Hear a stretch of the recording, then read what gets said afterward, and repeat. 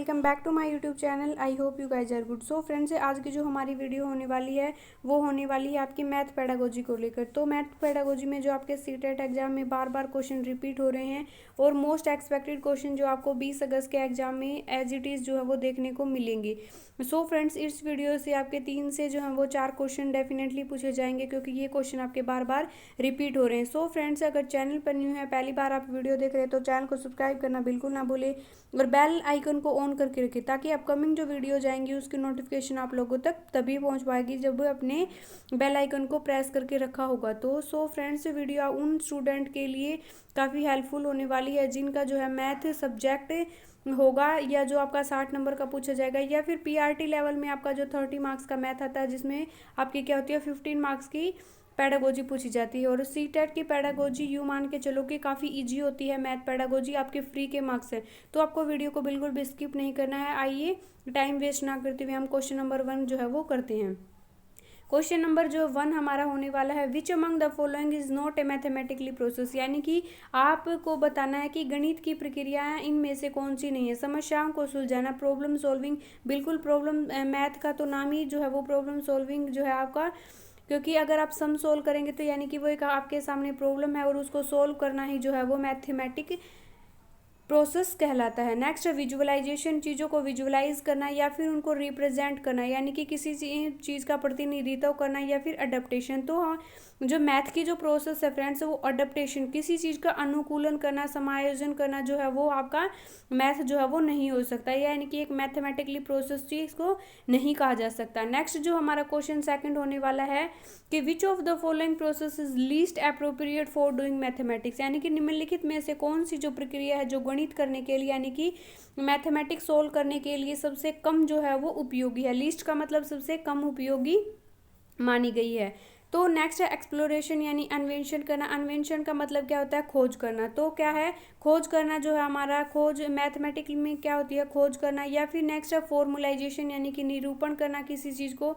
या फिर नेक्स्ट जो है वो सबसे लीस्ट जो है कौन सी है आपका, अनुमानों का जो है वो निर्माण करना, यानी कि अनुमान हमें, यानी कि जैसे हमने माना कि जैसे मूलधन माना 100, तो यानी कि चीज़ों का हम अनुमान लगाते हैं, कंस्ट्रक्टिंग जो है वो कंस्ट्रक्चर करते हैं। लेकिन प्रक्रियात्मक जो प्रोसीजर जो फ्लुएंसी है वो हमारे जो को है मैथमेटिकली प्रोसेस की सबसे लीस्ट जो है वो प्रक्रिया होने वाली है। तो फ्रेंड्स, हमारा ऑप्शन नंबर 3 हो जाएगा।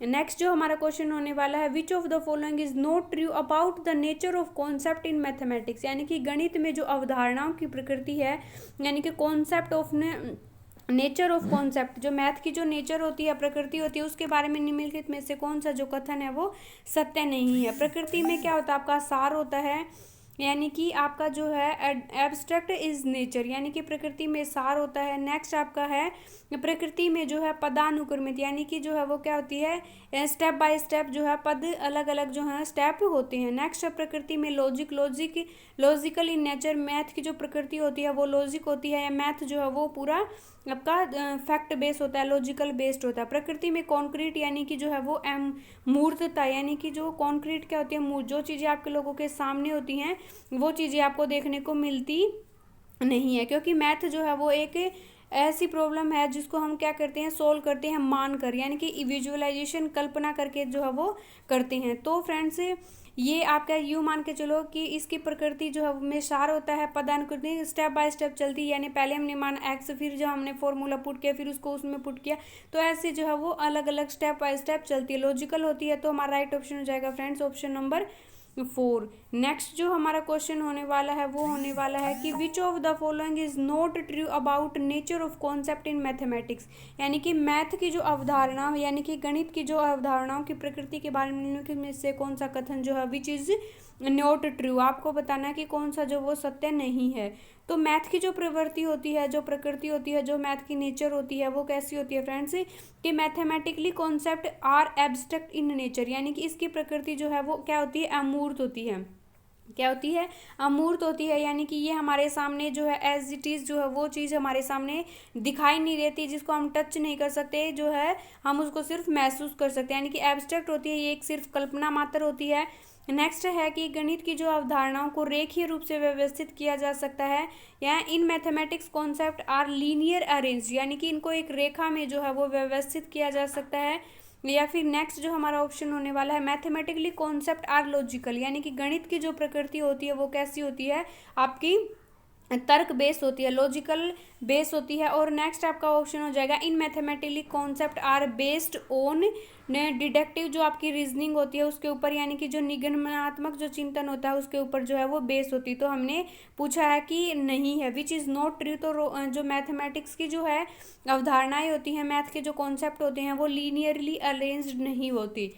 तो नेक्स्ट जो हमारा क्वेश्चन होने वाला है कि आपका विच of the following statement is not true, यानी कि कौन सा जो कथन है वो सत्य है नहीं है, कौन सा कथन जो है वो सत्य नहीं है मैथ की प्रकृति को लेकर, कि जो है mathematically is a discipline with mostly abstract concept, यानी कि जो गणित में जो ज़्यादातर अमूर्त अवधारणा वाला एक अनुशासन होता है, एक जो है अमूर्त जो है वो डिसिप्लिन होता है। नेक्स्ट है, there is just one correct way of approaching the solution of mathematics problem, यानी कि गणित की जो समस्याओं को हल करने का जो है एक सही तरीका है। मैथ जो है वो गणित की ही समस्याओं को हल करने का एक सही तरीका होता है। नेक्स्ट है कि जो लोग पढ़ लिख नहीं सकते वो भी गणित को ज्ञान, people who can not read or write also mathematically, यानी कि ये बिल्कुल सच है कि अनपढ़ लोगों का मैथ जो हमसे भी बेस्ट मिल सकता है। ये कोई बड़ी बात नहीं कि जो पढ़ा लिखा नहीं है उसको मैथ नहीं आता। नेक्स्ट है कि most of the mathematics are जो है वो इंटरकनेक्टेड, यानी कि अधिकांश जो उपशाखाएं हैं, जैसे आपकी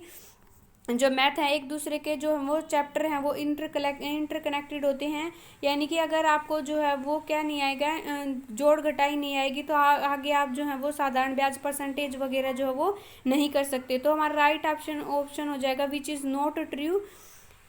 तो राइट ऑप्शन हो जाएगा हमारा सेकंड, कि there is just one correct way of appropriate, यानी कि मैथ जो है समस्याओं को हल करने का एक जो है वो सही तरीका है।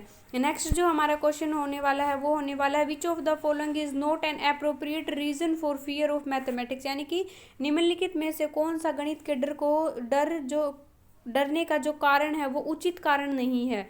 तो आपने बताना कि मैथ के डर का जो सबसे उचित कारण कौन सा नहीं है।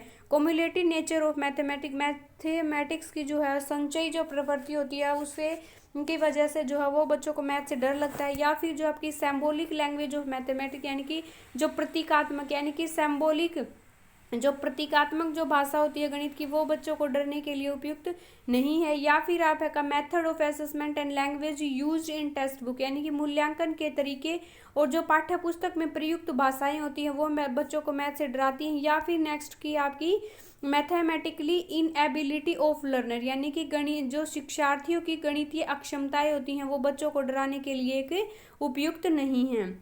ये हमारा राइट ऑप्शन हो जाएगा।